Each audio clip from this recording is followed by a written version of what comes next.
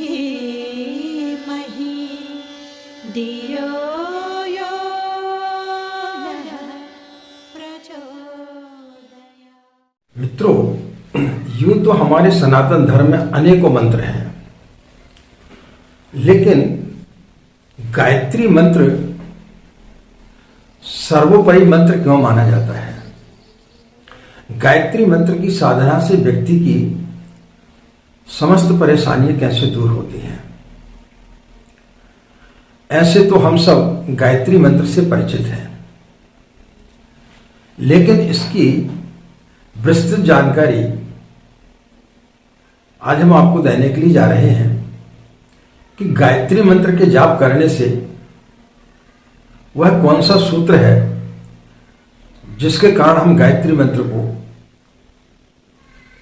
फलित कर सकें, सिद्ध कर सकें, उसका बड़े जल्दी लाभ ले सकें। गायत्री मंत्र है क्या?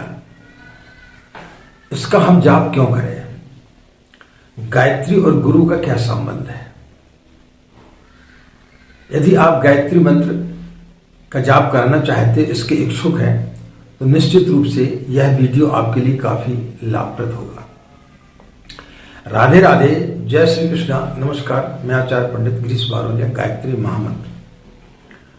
ओम भूर्भुवः स्वाहा तत्सवितुर्वरेण्यं भर्गो देवस्य धीमहि धियो यो नः प्रचोदयात्। अखण्डमण्डलाकारं व्याप्तं येन चराचरं तत्पदं दर्शितं येन तस्मै श्री गुरवे नमः। तस्मै श्री गुरवे नमः। मित्रों, गायत्री मंत्र के इस पावन मंत्र से हम सभी लोग भली भांति परिचित हैं, और इस युग में गायत्री मंत्र को जन जन तक पहुंचाने का काम परम पूज्य गुरुदेव वेद मूर्ति तपोनिष्ठ आचार्य पंडित श्री राम शर्मा ने किया। गायत्री मंत्र को हम अपनी भारतीय संस्कृति की आधारशिला मानते हैं। इसके कहने का अभिप्राय क्या है? भारतीय संस्कृति का जितना भी विस्तार, जितना भी फलक हमें देखने को मिलता है, इन सब का उद्गम, इन सब का स्रोत यदि हम कहीं देख सकते हैं तो वह है गायत्री मंत्र का पावन मंत्र। यदि आप गोमुख में जाते हैं तो वहां गंगा जो अवतरित होता है, गंगा वहां से जब निकलती है तो बहुत छोटी सी धार में आपको दिखाई देती है, लेकिन जैसी जैसी आप आगे बढ़ते हुए चले जाते हैं और जब गंगा सागर में आप जाते हैं तो एक विशाल समुद्र जैसा रूप वहां पर ले लेती है। इसी तरह हमारी संस्कृति में गायत्री मंत्र एक विशाल समुद्र के रूप में है। जब व्यक्ति उसकी साधना करता है तो धीरे धीरे उसके अंदर जो है उसी प्रकार की विशालता आती जाती है, और अंत में जो है जैसी वो गंगा सागर में मिलता है, यानी जैसी उसको गायत्री मंत्र फलित होता है, वो एक बड़े विशाल रूप में परिवर्तित हो जाता है। आज भारतीय संस्कृति का जितना भी विस्तार है, चाहे वो वेद हो, स्मृतियां हो, उपनिषद हो, पुराण हो, उन सब का सूत्र एक ही स्थान पर दिखाई देता है, वो है गायत्री महामंत्र। इसे यूं ही वेद माता, विश्व माता, गायत्री माता, देव माता नहीं कहा जाता है। इसे यूं ही नहीं समझना चाहिए कि हमें इनको वेद माता, विश्व माता, गायत्री माता के नाम से क्यों पुकारते हैं। जिसने इस शब्द को जान लिया, जिसने गायत्री को जान लिया, उसने समस्त ब्रह्मांड की समस्त शक्तियों से उसका परिचय हो जाता है। पुराणों को हम यदि पढ़ें तो कथा आती है कि ब्रह्मा जी को जब भगवान विष्णु ने अवतरित किया, तब उन्हें आदेश हुआ कि आप सृष्टि का निर्माण करें। सृष्टि के निर्माण के लिए क्या करें? तप करें। तप के लिए क्या करें? जप करें। और जप के लिए क्या करें? मंत्र का जाप करें। तो जब मंत्र का जाप करें तो किस मंत्र का जाप करें? फिर गायत्री मंत्र का जाप उन्होंने किया। तब सृष्टि का निर्माण हुआ, और जब सृष्टि का निर्माण हुआ तो उसे गायत्री मंत्र के नाम से पुकारा गया। कि गायत्री मंत्र में इतनी सामर्थ्य है कि उससे भगवान ब्रह्मा ने सृष्टि का निर्माण किया। गायत्री मंत्र अकेला उन सारी शक्तियों को सन्निहित करता है जो यदि मनुष्य सही तरीके से करे तो उसका जीवन, उसकी चेतना, उसकी विचारणा, उसकी मान्यता, उसकी प्रज्ञा, उसका ज्ञान, उसकी आस्थाएं परिमार्जित हो जाती हैं, बल्कि वह शिखर पर जाकर के पहुंच जाता है, जिसे हम मानवीय चेतना का पुरुषार्थ कहकर पुकार सकते हैं। हमारी संस्कृति के अंदर ज्ञान है, विज्ञान है, सिद्धियां हैं, ये सब जो छुपा कर रखी गई है, उन सब का स्रोत जो है वो गायत्री मंत्र है। यदि आप वाल्मीकि रामायण को पढ़ते हैं, श्रीमद् भगवद गीता को पढ़ते हैं, तो उनमें 24,000 श्लोक हैं और प्रत्येक 1000 मंत्र के बाद में एक गायत्री मंत्र का संपुट लगाया हुआ है। इस प्रकार से 24 मंत्रों की एक माला उसमें गुथी हुई है। जो लोग तंत्र साधना करते हैं उसमें भी गायत्री मंत्र की प्रमुख भूमिका होती है। गायत्री मंत्र के बगैर किसी भी व्यक्ति की तांत्रिक साधना सफल नहीं होती है। कोई भी व्यक्ति किसी भी मंत्र का यदि जाप करता है तो बगैर गायत्री मंत्र के जाप किए उसकी कोई भी मंत्र की सिद्धियां सफल नहीं होती हैं। जितने भी शास्त्र हैं, जितनी भी शक्तियां हैं, जितने भी मंत्र हैं, उन सबके पीछे सिर्फ यही एक उद्देश्य है कि जब तक आप गायत्री मंत्र का जाप नहीं करेंगे तब तक आप उन सिद्धियों को प्राप्त नहीं कर सकते। इसलिए गायत्री मंत्र ही वह शक्तिशाली मंत्र है जिसके जाप करने से व्यक्ति अपनी असीम सिद्धियों को प्राप्त कर सकता है। इन सबके लिए प्रार्थना आवश्यक है और प्रार्थना के लिए भावना आवश्यक है। मंत्र का जाप हम जब करते हैं वो सिर्फ शब्द होते हैं, लेकिन जब भावना जुड़ती है तो भावना जुड़ने के साथ साथ में उसके अंदर प्रार्थना जो है सन्निहित हो जाती है। फिर जो उसके परिणाम आते हैं वो देखने लायक होते हैं। कैलिफोर्निया में एक कैंसर के बहुत बड़े डॉक्टर थे, उनका नाम था मार्क कैनन। उन्हें एक बार किसी कॉन्फ्रेंस में जाना था, वहां पर वे मुख्य अतिथि थे, लेकिन जिस दिन उन्हें जाना था उस दिन इतनी आंधी तूफान आया कि सारी फ्लाइटें वहां पर बंद हो गई थी।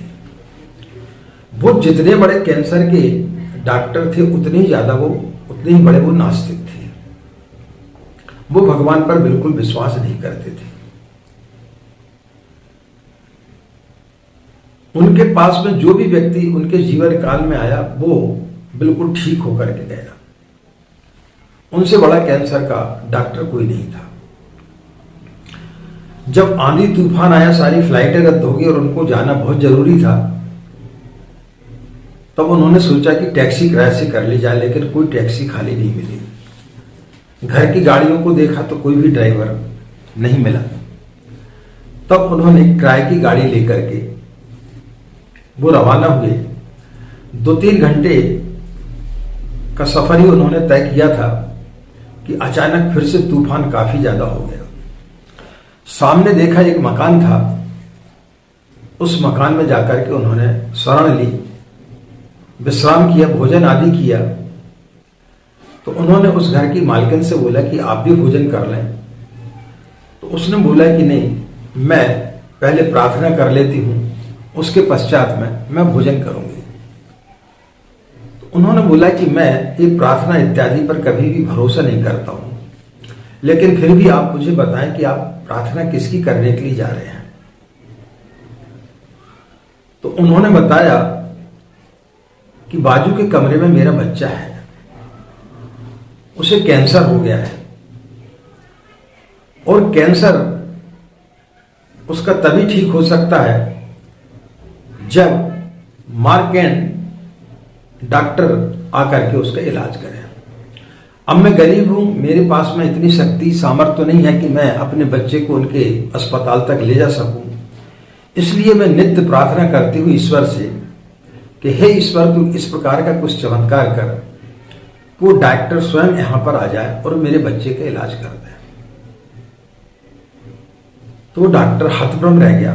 उन्होंने अपनी जीवनी में लिखा कि मैं कभी भगवान पर विश्वास नहीं करता था, लेकिन आज मैंने देखा कि प्रार्थना में कितनी बड़ी शक्ति होती है।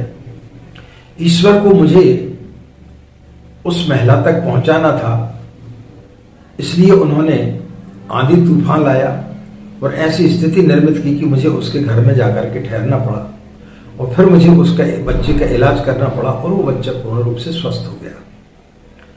तो ये प्रार्थना में ताकत होती है। इस दुनिया में हमारे विश्वास से बढ़कर के कोई दूसरा विश्वास नहीं है, और जो विश्वास हमारी जिंदगी में एक बार आता है और जिस चीज पर हम विश्वास कर लेते हैं उसी का नाम श्रद्धा है। और जब विश्वास और श्रद्धा एक जगह एकत्रित हो जाती है, जिस व्यक्ति के अंदर प्रार्थना करते समय भावना और भावना के साथ साथ में उसके अंदर का विश्वास दृढ़ हो जाता है और उसके अंदर जो श्रद्धा जागृत हो जाती है, उसके पश्चात जीवन में उसको कभी पीछे मुड़ करके नहीं देखना पड़ता, फिर उसकी साधना सफल हो जाती है। इसलिए गोस्वामी तुलसीदास जी ने रामचरितमानस में पहला श्लोक यही लिखा है कि भवानी शंकरो वंदे श्रद्धा विश्वास रूपणो। भवानी और शंकर कौन है? ये श्रद्धा और विश्वास है। तो जिस दिन हमारे मंत्र जाप करते समय हमारे अंदर श्रद्धा और विश्वास जागृत हो जाता है, उस दिन फिर वो मंत्र जो है शब्द नहीं रह जाता, बल्कि वो शक्ति बन जाता है। और वही शक्ति जो है फिर हमारे जीवन में अनेक प्रकार के चमत्कार पैदा करती है, जिसको देख करके लोग हतप्रभित रह जाते हैं और लोगों को समझ में आता है कि ये अंधविश्वास है, कि कोई जादू टोना कर रहा है, कि क्या कर रहा है। जैसे कि आजकल आप देख रहे होंगे एक 26 वर्ष का युवा सन्यासी धीरेन्द्र शास्त्री, जो कि इस समय बहुत ज्यादा प्रचलित हो रहे हैं, तो उनके पास में क्या है, इसी प्रकार की सिद्धियां हैं। उन्होंने जो मंत्र की साधना की तो मंत्र शब्द नहीं रह गए। उन्होंने जो प्रार्थना की, वो बोलते हैं कि हम प्रार्थना करते हैं हमारे इष्ट से, तो जब वो प्रार्थना करते हैं तो वो प्रार्थना श्रद्धा में बदल जाती है, और जैसी श्रद्धा में बदलती है तो वो जो कुछ लिखते हैं वो सही होता है। तो जिस दिन जो भी व्यक्ति गायत्री मंत्र का जाप करता है और जब उसका विश्वास और श्रद्धा सुदृढ़ हो जाती है, तो वो भी उस प्रकार की चमत्कार, उस प्रकार की शक्तियां उसके अंदर आ जाती हैं, जैसे कि धीरेन्द्र शास्त्री के पास में है। तो इस प्रकार के चमत्कार फिर वो भी कर सकता है। तो मित्रों, आज हमने आपको गायत्री मंत्र के बारे में बताया कि गायत्री मंत्र की साधना क्यों करनी चाहिए, और उसके साथ में बगैर गुरु के यदि आप साधना करते हैं तो वो फलित नहीं होती, इसलिए गुरु वरण करना आवश्यक है। जो भी व्यक्ति गायत्री मंत्र की साधना करता है उसके अंदर कई प्रकार की सिद्धियां, कई प्रकार के चमत्कार उसके जीवन में घटित होते हैं, जो कि हमने अपने जीवन में पल पल पर देखा है। आशा मित्रों, यह जानकारी आपके लिए निश्चित रूप से लाभकारी होगी। इन्हीं कामनाओं के साथ में कि आपका दिन मंगल में हो, आप लोग खुश रहें, मस्त रहें। पूज्य गुरुदेव गायत्री माता एवं परम वंदनीय माता का शुभ संरक्षण आप लोगों को सदैव मिलता रहे। आज की बात यही समाप्त करते हैं। आप सभी के अंदर बैठे परमात्मा को हमारा प्रणाम, हमें आज्ञा दें। नमस्कार।